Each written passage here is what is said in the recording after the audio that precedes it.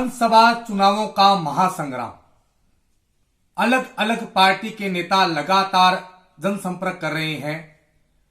इसी को लेकर आज हम पहुंचे हैं अनूपगढ़ विधानसभा और हमारे साथ मौजूद है कांग्रेस पीसीसी सदस्य और सक्रिय कांग्रेस नेत्री शिमला जी नायक। हम करेंगे इनसे कुछ खास बातचीत, कुछ खास चर्चाएं।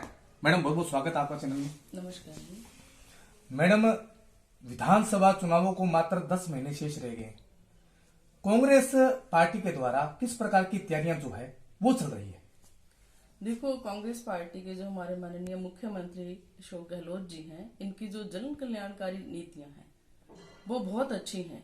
और विधानसभा के अंदर आप देखो, पीछे गंगानगर भी सीएम साहब आए हैं, हमारे माननीय सचिन पायलट साहब भी आए हैं, गंगानगर भी और बुढ़ा जोड़ भी आके गए रैसानगर विधानसभा के अंदर।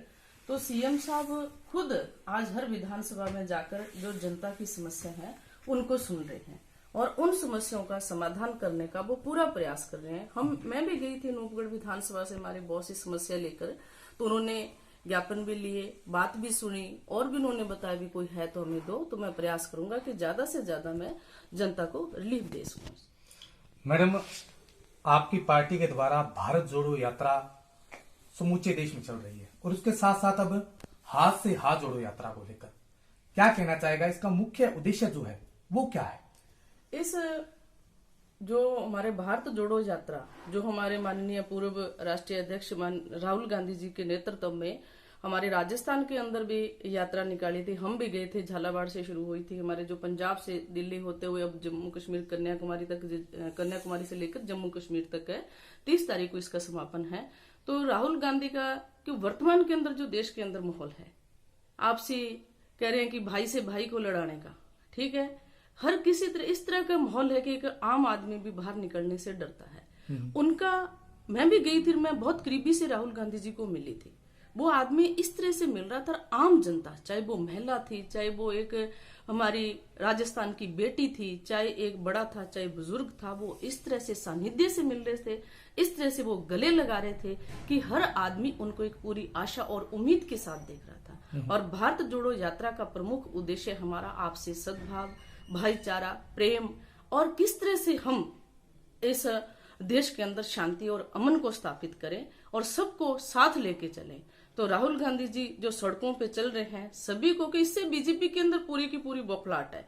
जो हमने देखा कि एक जन सैलाब, एक भीड़, मैं कहूं उसके अंदर आप देखोगे बूढ़े बच्चे बड़े से लेके छोटे तक इतने उत्साह के साथ चल रहे हैं। मैं खुद उसमें 7 से 8 दिन लगाकर आई हूँ। इतना अच्छा मैनेजमेंट हमारी राजस्थान गवर्नमेंट का, खाने की व्यवस्था अलग से, रहने की व्यवस्था अलग से, पानी गर्म की व्यवस्था अलग से, बहुत ही अच्छा शानदार डिप्लोमा। और इससे पूरी आशा और उम्मीद है कि 2023 के अंदर हमारे राजस्थान में कांग्रेस की गवर्नमेंट भी रिपीट होगी और हमारे 2024 की जो केंद्र की सरकार है, इसमें भी हम पूरा का पूरा हमारी कांग्रेस की सरकार आने की हमारी संभावना रहेगी। मैडम, कांग्रेस पार्टी पे गंभीर आरोप भी भाजपा के द्वारा लगाए जा रहे हैं। कहते कि ये भारत जोड़ो यात्रा नहीं है, ना ये हाथ से हाथ जोड़ो यात्रा है, बल्कि इसको पिकनिक पॉइंट बनाया हुआ है।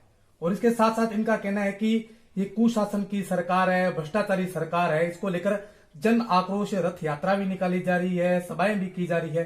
इस आरोप को लेकर क्या कहना चाहेंगे आप? ये तो कहेंगे ना, पूरी बौखलाहट है। जन आक्रोश रैली के अंदर हम भी देख रहे हैं, जनता इनसे प्रश्न पूछ रही है। चाहे यूरिया के नाम पे थी, खाद के अंदर कई जगह गए हैं, जनता ने इनसे भी तो प्रश्न पूछे हैं। आप किस तरह का आरोप लगा सकते हो? क्या बीजेपी के अंदर भ्रष्टाचारी नहीं है? क्या भ्रष्टाचार उनके अंदर नहीं है? कितने ग्रुप बने हुए हैं, कितने गुट बने हुए हैं। लेकिन आज राजस्थान सरकार की जो योजनाएं हैं, अगर राजस्थान सरकार की कुशासन होता, जब भ्रष्टाचारी होते, तो 9 उपचुनाव हुए हैं। 9 उपचुनाव के अंदर जनता ने, नहीं तो सरकार थी, एंटी इनकम्बेंसी होती सरकार की, लेकिन साथ के साथ उपचुनाव कांग्रेस की झोली में जनता ने डाले हैं। तो कैसे कह सकते हो आपकी राजस्थान सरकार का कुशासन है? राजस्थान की हमारे माननीय मुख्यमंत्री की चिरंजीवी स्वास्थ्य बीमा से संबंधित योजना देखिए आप कितनी अच्छी है। हमारे जो भाजपा के सरकार के अंदर सैकड़ों की संख्या में स्कूल बंद किए गए थे, वो स्कूल आप देखिए, इंग्लिश मीडियम स्कूल आप देखिए, बाल गोपाल योजना आप लोग देखिए, ओल्ड पेंशन स्कीम जो भाजपा की सरकार में जब पहले बंद की गई थी, वो हर कर्मचारी, हर वर्ग तक देखिए। अब शहरी रोजगार गारंटी योजना आप देखिए, तो ऐसे कौन से काम ने जो राजस्थान सरकार ने नहीं किए? मैं कहती हूँ, मैं अनूपगढ़ के अंदर गई, एक मिस्त्री मार्केट के अंदर बुजुर्ग बैठे थे कि बेटा हम इलाज करवाने गए थे, हमारा 40,000 का बिल था, मैं बिल देने लगे लेकिन बिल कटा, तो हमें बड़ी खुशी हुई कि जो देखो आज ऐसी कैंसर जैसी अपन देखते हैं, हार्ट से संबंधित देखते हैं, ऐसी ऐसी बीमारियां हैं जिनका इलाज एक गरीब आदमी के लिए बड़ा मुश्किल हो गया उस तक पहुंचना, लेकिन ऐसे प्राइवेट हॉस्पिटल इससे जुड़े हुए हैं, तो उनके माध्यम से एक आम जनता तक राजस्थान सरकार का कितना अच्छा जी प्रोजेक्ट, किस हिसाब से गवर्नमेंट काम कर रही है। ये कुशासन कर ये आरोप ये लगा सकते हैं। इन्होंने क्या किया है? इन्होंने हमारी जो प्रॉपर्टी बनाई हुई थी बेची है इन लोगों ने, हमारी LIC, हमारे रेलवे, हमारे बंदरगाह। किस तरह से ये बात कर सकते हैं कि कुशासन है? आपने क्या किया?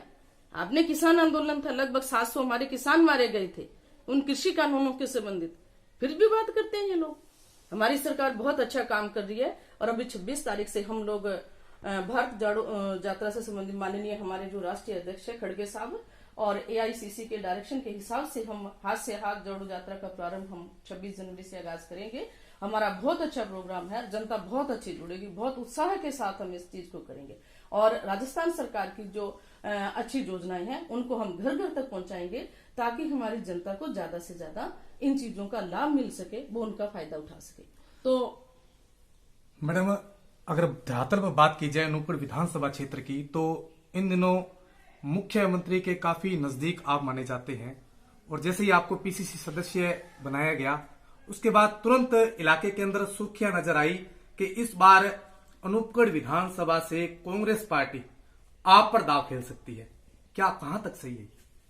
देखो, पार्टी ने मेरे को पीछे उपचुनाव हुए, अब सरदार शहर भी भेजा, खेमसर भी भेजा, सुजानगढ़ भी भेजा, पीछे हमारी पंचायत समिति और जिला परिषद के भी चुनाव थे जिसमें मेरी सक्रिय भूमिका रही थी। जो भी कार्य मैं करती हूँ मैं मन से करती हूँ, मैं दिल से करती हूँ और जो मेरे कार्य करने की शैली है इससे ऊपर के भी लीडर हैं जो बहुत प्रभावित रहते हैं। मैं जहां भी जाती हूँ तो जैसे मेरी विधानसभा मेरे घर का माहौल होता है वैसे ही माहौल में महिलाओं में, बच्चों में, मेरे बड़े बुजुर्गों में मैं बना देती हूँ और मैं पूरा प्रयास कर रही हूँ और जो भी मेरे कार्य हैं, जो मेरी गतिविधियां हैं वो पार्टी देख रही है। पार्टी समय समय पर जो मुझे डायरेक्शन देती है उसकी मैं पालना करती हूँ और पार्टी के लिए मैं कार्य करूंगी और पूरे प्रयास से। अभी 10 महीने हैं तो जी जान लगाऊंगी मैं मेरी पार्टी की जो योजनाएं हैं घर घर तक पहुंचाने की, तो उन योजनाओं के माध्यम से। और हम देखो पार्टी के हैं, CM साहब भी मेरे हैं, अन्य लीडर भी मेरे हैं, हम तो एक छोटे से कार्यकर्ता हैं। अगर पार्टी मुझे मेरे पे विश्वास जिताती है, जहाँ हाथ सिर पे हमारे लीडर रखते हैं, तो पूरी आशा और उम्मीद है कि अनूपगढ़ विधानसभा की जनता है वो मुझे बहुत अच्छा आशीर्वाद देगी। अगर उसमें मैं कामयाब हुई तो मन में बहुत सी मेरे आशाएं, बहुत सी ऐसी तमन्ना है कि मेरी विधानसभा के लिए कुछ ना कुछ करूं। जो मेरा घर है, मेरे जो कार्यकर्ता हैं, मेरे भाई हैं, मेरा परिवार है, तो इनकी जो भी समस्याएं हैं, क्योंकि आज मैं धरातल पे रहती हूं तो एक गांव की, एक ढाणी की, एक गरीब की हर समस्या मैं बहुत बारीकी से जानती हूँ, तो उन समस्याओं का समाधान करवाने का मेरा पूरा प्रयास है। मैडम, अनूपगढ़ विधानसभा आप लगातार सक्रिय भी नजर आ रहे हैं, लगातार समस्याओं को सुन रहे हैं और निराकरण करने का भी प्रयास करते हैं। जनता आपको यहां से विधानसभा चुनावों में जी दर्ज करवाती है, आप विजयी होते हैं, क्योंकि 3 योजनाओं से कांग्रेस यहां खाता भी नहीं खोल पाई। आपकी पहले तो प्रायोरिटी क्या रहेगी इलाके के लिए? जो समस्या है, कौन सी बड़ी समस्या है, आप जीतते हैं उस समस्या का निराकरण करवाएं। देखो, जो मेरी विधानसभा का क्षेत्र है भौगोलिक दृष्टि से देखें तो हमारा भारत और पाकिस्तान के हमारे बॉर्डर के एरिया पे बसे हुए, जहां मेरा खुद का गांव है, मेरा ससुराल है, मात्र 2.5-3 किलोमीटर के बॉर्डर के ऊपर है, भारत और पाकिस्तान के ऊपर।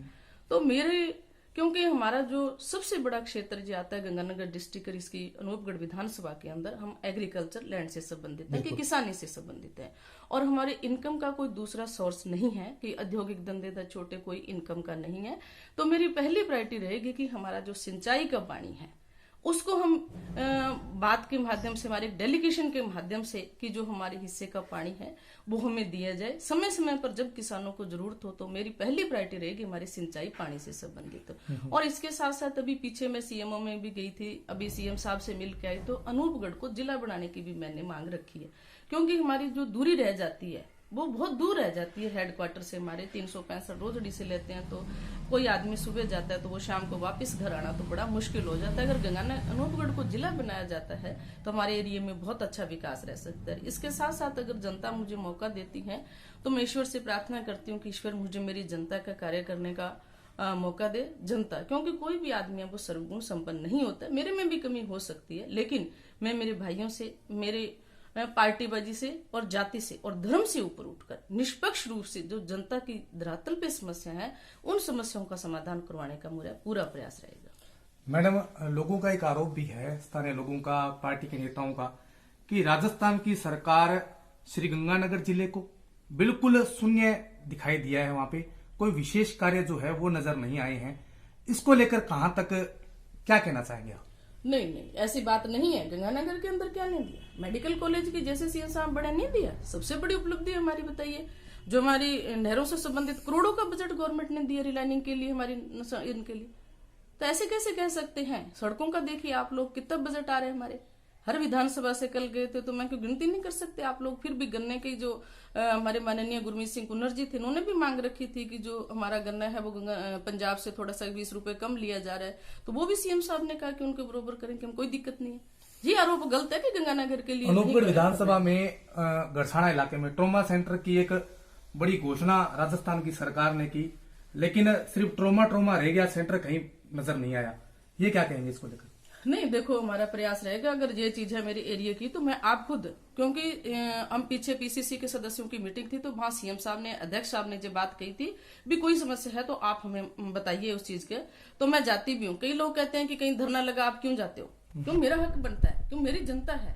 हम अगर सरकार में हमारी भागीदारी है, जब हमारी सरकार है, तो अगर हम सच्चे जनप्रतिनिधि हैं तो हमारा दायित्व बनता है कि इस एरिया की समस्या है वो हम सरकार तक पहुंचाएं, ताकि उन समस्याओं का समाधान हो जाए।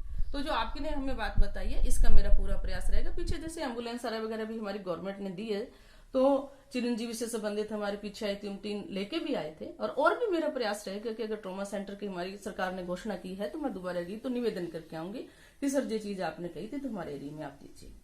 मैडम, यहाँ वर्तमान में विधायक जो है लगातार 2 योजनाओं से भारतीय जनता पार्टी का बन रहा है, और एमपी की बात की जाए तो 3 योजनाओं से वो काबिज है। क्या कहना चाहेंगे? क्या जितना उन्होंने वादा किया, क्या उनको पूरा किया, या इस बार आप पर दाव खेला जाता है तो उन वादों को आप पूरा करेंगे?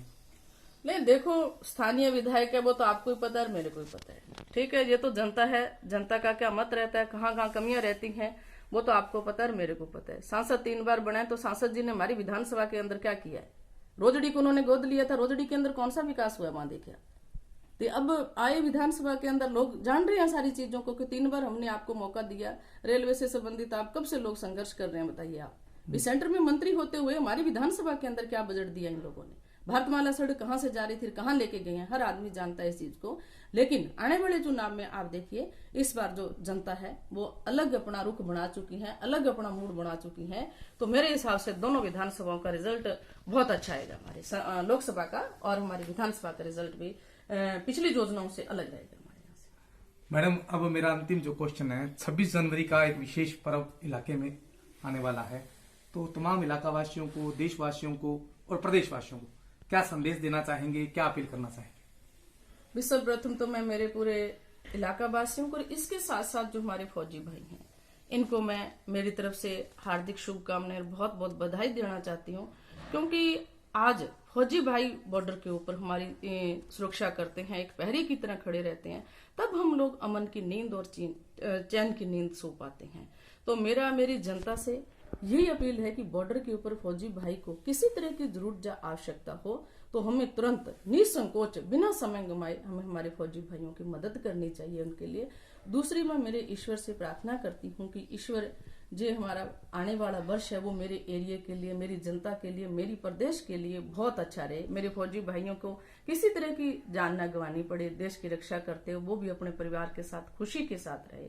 और इसके साथ साथ मैं मेरे यूथ भाइयों से कहना चाहती हूँ कि किसी भी देश का भविष्य, जब हमारा फ्यूचर है, घर का ही मान लीजिए आप, वो युवा पे निर्भर करता है।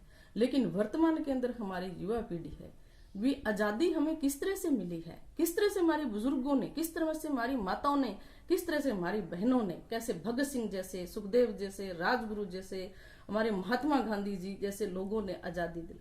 उस आजादी की कीमत को पहचानना है, ना कि इस आजादी का, कि आजादी का अर्थ क्या है, ये अभी तक हम लोग समझ ही नहीं पाए।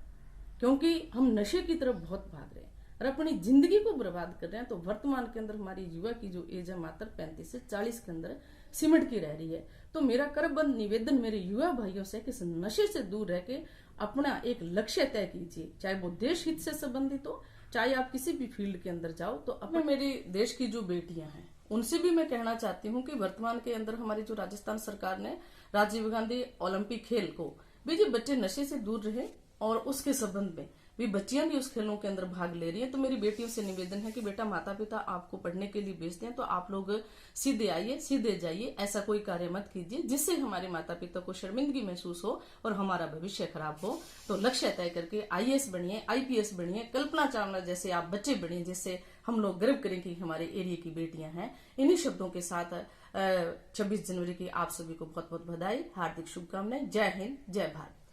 बिल्कुल, ये थे हमारे साथ कांग्रेस PCC सदस्य और सक्रिय नेत्री शिमला जी नायक, जिनका कहना है कि नशे से दूर रहना चाहिए और बेटी बचाओ और बेटी पढ़ाओ पर अवश्य रूप से ध्यान देना चाहिए।